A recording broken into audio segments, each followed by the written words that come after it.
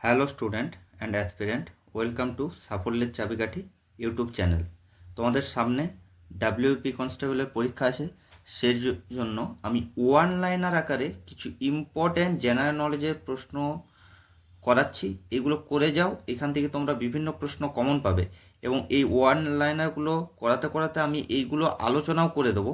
যদি তোমাদের প্রয়োজন হয় যে এক্সট্রা কিছু ডেটা এখান থেকে প্রয়োজন, তাহলে কমেন্টে জানাবে, তার ডেটাগুলো আমি এক একটা ক্লাসে দিয়ে দেব। তাহলে দেখো আজকের প্রথম প্রশ্ন কি আছে। ওডোমিটার যন্ত্রের সাহায্যে কি পরিমাপ করা হয়? তাহলে ওডোমিটার যন্ত্রের সাহায্যে কি পরিমাপ করা হয় না, ওডোমিটার যন্ত্রের সাহায্যে পরিমাপ করা হয় অতিক্রান্ত দূরত্ব। কি পরিমাপ করা হয়?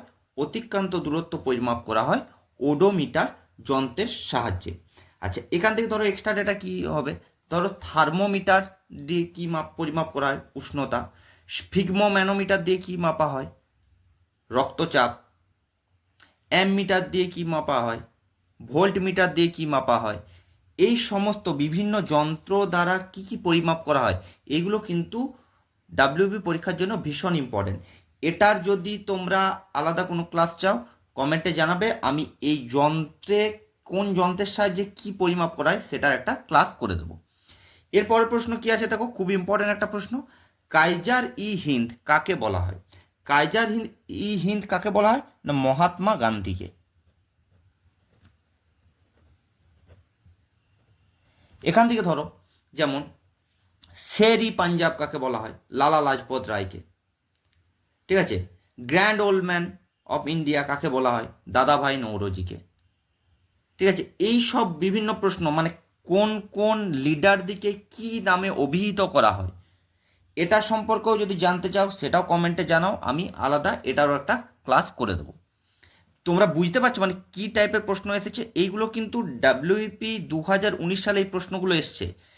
ঠিক আছে। এখানে কাইজার হি ইন্দ জানতে চেয়েছে, পরের প্রশ্নতে মানে পরের বছর আর কি, এই যে আপকামিং পরীক্ষা আছে সেখানে কিন্তু প্রশ্ন তোমার অন্য আসতে পারে। কি রকম প্রশ্ন আসতে পারে না, শের ই পাঞ্জাব কাকে বলা হয়, যেটা বললাম। Grand old man of India কাকে বলা হয়, এই প্রশ্নগুলো কিন্তু আসতে পারে। এরপরে দেখো, নেহেরু ট্রফি কোন খেলার সঙ্গে যুক্ত? দেখো একটা ট্রফি দিয়েছে, কোন খেলার সঙ্গে যুক্ত, এরকম প্রশ্ন কিন্তু একটা আসবে। নেহেরু ট্রফি কোন খেলার সঙ্গে যুক্ত? না দেখো, নেহেরু ট্রফি অ্যাকচুয়াল হকি খেলার সঙ্গে যুক্ত, কিন্তু এখানে একটা আমি ইম্পর্টেন্ট জিনিস বলে রাখি, সেটা হচ্ছে জওহরলাল নেহেরু কাপ, যেটা ভালো করে শুনবে, জওহরলাল নেহেরু কাপ, সেটা কিন্তু ক্রিকেট খেলার সঙ্গে যুক্ত। এখান থেকে ধরো ইম্পর্টেন্ট প্রশ্ন, দেওধর ট্রফি ধরো জিজ্ঞেস করলো, ক্রিকেটের সঙ্গে যুক্ত। দলীপ ট্রফি ক্রিকেটের সঙ্গে যুক্ত। ইরানি ট্রফি ক্রিকেটের সঙ্গে যুক্ত। আগা খান কাপ হকির সঙ্গে যুক্ত। ঠিক আছে। ধরো Rovers cup football, Durand cup football, Santosh trophy, এটা সম্ভবত এই ডাব্লিউপিএসআই এসছে এই প্রশ্নটা, ফুটবলের সঙ্গে। থমাস কাপ ধরো ব্যাডমিন্টনের সঙ্গে। রাইডার কাপ গলফের সঙ্গে। এই সমস্ত কিছু যদি জানতে চাও তাহলে এটারও একটা ভিডিও আলাদা নিয়ে আসতে হবে, তোমরা কমেন্টে যেভাবে জানাবে সেরকম আমি ক্লাস নিয়ে আসবো।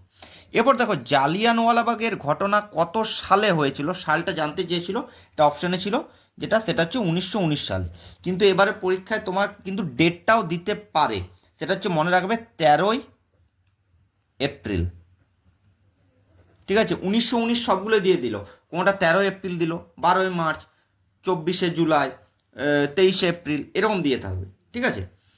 এরপরে দেখো, পরের প্রশ্ন আছে, মানব দেহের সবচেয়ে বড় অঙ্গ, অর্গ্যান, দেখো অর্গ্যান, প্রশ্ন এটাই ছিল, একদম ব্র্যাকেটে অর্গ্যান লেখা ছিল, তার নাম কি? নাম কি হবে? লিভার। এখান থেকে বলে রাখি কি প্রশ্ন হতে পারে এই টাইপের, যে মানবদেহের সবচেয়ে বড় হাড়ের নাম কি? সেটার নাম কি হবে? সেটার নাম হচ্ছে ফিমার। ঠিক আছে। সেটার নাম হচ্ছে ফিমার। আর সবচেয়ে ছোট হাড়ের নাম কি? সেটা হচ্ছে স্টেপিস, ছোট হাড় স্টেপিস। আচ্ছা, বড় পেশি ম্যাক্সিমাম মাস গ্লুটিয়াস। ঠিক আছে। আর ছোট পেশি কি হবে? স্টেপিডিয়াস। এই প্রশ্নগুলো এখান থেকে হতে পারে। ক্লিয়ার? এরপর দেখো, একটা তোমার বিদ্যা বলেছে, ফল সংক্রান্ত বিদ্যা। ঠিক আছে। ফল সংক্রান্ত বিদ্যাকে কি বলে? ফল সংক্রান্ত বিদ্যাকে বলে পোমোলজি। এইটা কিন্তু WBPSI এই রিসেন্ট যে পরীক্ষাটা হলো তাতে কিন্তু এই প্রশ্নটা এসেছে, ঠিক আছে, ঘুরিয়ে এসেছে। পোমোলজি কিসের সঙ্গে যুক্ত, কোন বিদ্যার সঙ্গে, ঠিক আছে, এই প্রশ্নটাই কিন্তু এসেছে, ঠিক আছে। তাহলে এবার তুমি ফুল সংক্রান্ত বিদ্যা তোমাকে জানতে যেতে পারে, ঠিক আছে, চক্ষু সংক্রান্ত, হার্ট সংক্রান্ত, দাঁত সংক্রান্ত, ঠিক আছে, এইগুলো যদি জানতে চাও তাহলে আমাকে একটা আলাদা ক্লাস নিয়ে আসতে হবে। এরপর হচ্ছে ফতেপুর সিক্রি কে প্রতিষ্ঠা করেন। ফতেপুর সিক্রি প্রতিষ্ঠা করেন কে না আকবর, সম্রাট আকবর। কত সালে এটা যদি জানতে চাই, ধরো 1571 খ্রিস্টাব্দে। এখান থেকে দেখো মুঘল আর্কিটেকচার, ঠিক আছে, এখান থেকে কিন্তু একটা প্রশ্ন আসবে, ঠিক আছে। যেমন ধরো এটা পড়েছে ধরো ফতেপুর সিক্রি, এবার তোমার যদি বলতো বুলন্দ দরওয়াজা, সেটাও কিন্তু সম্রাট আকবর হতো।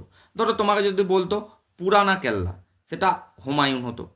তাজমহল শাহজাহান, লাল কেল্লা যদি বলতো তাহলে সেটাও শাহজাহান হতো। জামা মসজিদ শাহজাহান হতো, মতি মসজিদ শাহজাহান, ধরো বিবি কি মকবরা ঔরঙ্গজেব। এইসব প্রশ্ন কিন্তু আসতে পারে, এটারও কিন্তু যদি চাও তোমরা তাহলে আলাদা ক্লাস একটা করতে হবে। এরপরে দেখো 1946 সালের ক্যাবিনেট মিশনের প্রধান পদাধিকারী কে ছিলেন। এবার জানতে হবে ক্যাবিনেট মিশনের সদস্য কতজন ছিলেন। সদস্য ছিলেন মোট 3 জন। এর মধ্যে প্রধান যিনি ছিলেন তিনি হচ্ছে লর্ড পেথিক লরেন্স, আর বাকি যে দুজন, একটা হচ্ছে স্ট্যাফোর্ড ক্রিপস,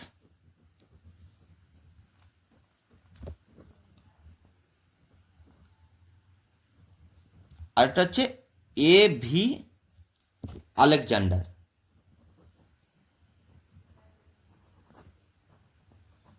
এবারে দেখো কেন এই তিনটে আমি লিখলাম, ঠিক আছে। প্রশ্নটা হচ্ছে 1946 সালে ক্যাবিনেট মিশনের প্রধান পদাধিকারী কে ছিলেন, লর্ড পেথিক লরেন্স, এটা উত্তর। এরপর সদস্য মোট কতজন ছিলেন, 3 জন। একটা হচ্ছে স্ট্যাফোর্ড ক্রিপস, A.V. আলেকজান্ডার আর Lord Pethick Lawrence. Pethick Lawrence head এবং এর সঙ্গে ছিলেন স্ট্যাফোর্ড ক্রিপস এবং A.V. আলেকজান্ডার। এরপরে এই প্রশ্নটা যে এসছে যে হেড কে ছিলেন, প্রধান কে ছিলেন, এই পরীক্ষাতে আসবে যে এদের মধ্যে কে ক্যাবিনেট মিশনের সদস্য ছিলেন না, এটা প্রশ্ন আসবে। এই তিনটে নাম মনে থাকলে বাকি যেটা অপশানে থাকবে সেটাই হবে না, ঠিক আছে। বা বিশেষ করে ওই অপশানটায় বেশিরভাগ থাকে লর্ড মাউন্ট ব্যাটেন, ঠিক আছে, সেটা হবে না। এরপরে দেখো জ্যাব কথাটি কোন খেলার সঙ্গে যুক্ত। তাহলে জ্যাব কথাটি কোনো একটা টার্ম দিয়েছে, সেটা কোন খেলার সঙ্গে যুক্ত, এরকম প্রশ্ন কিন্তু একটা আসবে। তাহলে জ্যাব কথাটি হচ্ছে বক্সিংয়ের সঙ্গে যুক্ত, ঠিক আছে। এবারে ধরো যেমন গুগলি ক্রিকেটের সঙ্গে যুক্ত, ফলন ক্রিকেটের সঙ্গে যুক্ত, সিলি পয়েন্ট ক্রিকেটের সঙ্গে যুক্ত। ধরো ফুটবলের সঙ্গে যেমন ধরো অফসাইড, ফাউল, স্টপার। ধরো হকির সঙ্গে যদি বলা হয় বুলি, পেনাল্টি কর্নার, স্টিকার। তারপর ধরো ভলিবল, এস, এস মানে ACE স্পেলিংটা আর কি। তারপর গল্ফের সঙ্গে ধরো টি, পুট, নো বাইচের সঙ্গে ধরো কক্স, দাবার সঙ্গে ধরো গ্যাম্বিট, পোলোর সঙ্গে ধরো ম্যালেট, সাঁতারের সঙ্গে ধরো বাটারফ্লাই। এই সব প্রশ্ন কিন্তু আসতে পারে। এটার জন্য যদি ক্লাস চাও কমেন্টে জানাও, আমি ক্লাস করে দেবো একটা। এরপর প্রশ্ন কি আছে দেখো, কোন মুঘল সম্রাট জিন্দা পীর নামে পরিচিত ছিলেন। খুব ইম্পর্টেন্ট একটা প্রশ্ন, জিন্দা পীর কাকে বলা হতো, সম্রাট ঔরঙ্গজেব। আর এখান থেকে একটা ইম্পর্টেন্ট প্রশ্ন, সেটা হচ্ছে ঔরঙ্গজেবের মৃত্যু কত সালে হয়, সেটা হচ্ছে 1707 খ্রিস্টাব্দে। এটা মনে রাখবে, এটা কিন্তু পরীক্ষায় এসে থাকে। ক্লিয়ার। নেক্সট দেখো সতীদাহ প্রথা কে রদ করেন। কে রদ করেছিলেন, কোন ইংরেজ রদ করেছিলেন না তোমরা জানো, লর্ড উইলিয়াম বেন্টিং। কত সালে এটা প্রশ্ন আসতে পারে, সেটা হচ্ছে 1829 খ্রিস্টাব্দে। এবং এই সতীদাহ প্রথা রদ করতে কোন ভারতীয় একটা গুরুত্বপূর্ণ ভূমিকা নিয়েছিল, তিনি হচ্ছেন রাজা রামমোহন রয়, ঠিক আছে, রাজা রামমোহন রায়। ক্লিয়ার। তা রাজা Rammohan Roy, Lord William Bentinck, 1829 খ্রিস্টাব্দ, সতীদাহ প্রথা রদ, মনে থাকবে। আর আজকের ক্লাসের শেষ প্রশ্ন, সেটা হচ্ছে নীল গ্রহ কাকে বলে, ব্লু প্ল্যানেট। দেখো প্ল্যানেটগুলোর থেকে কী কী প্রশ্ন আসতে পারে সেটাও বলে দিচ্ছি। ব্লু প্ল্যানেট কাকে বলা হয় না আমাদের পৃথিবীকে। এবার ধরো তোমার ধরো তোমার প্রশ্ন আসলো যে লাল গ্রহ কাকে বলে, কি হবে উত্তর? মঙ্গল। ধরো কমলা গ্রহ কাকে বলে? বৃহস্পতি। আরেকটা খুব ইম্পর্টেন্ট, এটা অনেক পরীক্ষা এসছে, সেটা হচ্ছে সবুজ গ্রহ কাকে বলে? সেটা হচ্ছে ইউরেনাস।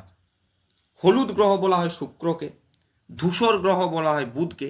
মানে বিভিন্ন গ্রহের যে কালারগুলো আছে সেই কালার অনুযায়ী এই গ্রহগুলোর নামকরণ হয়েছে।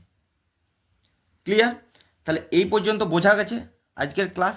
তাহলে আজকের ক্লাস কেমন লাগলো, কি কি কি ধরনের আর ক্লাস চাইছো তোমরা জানাও। এটা মিশন ডাব্লিউপি কনস্টেবল একটা নতুন ধরনের ক্লাস আমি এভাবে নিয়ে এলাম যাতে তাড়াতাড়ি তোমাদের রিভিশন হয়। আর ক্লাস ভালো লাগলে একটা লাইক দিয়ে দেবে, যারা এখনো চ্যানেলটা সাবস্ক্রাইব করনি চটপট সাবস্ক্রাইব করে দাও, আর তোমাদের বন্ধুদের মাঝে এই ক্লাসটা শেয়ার করে দাও।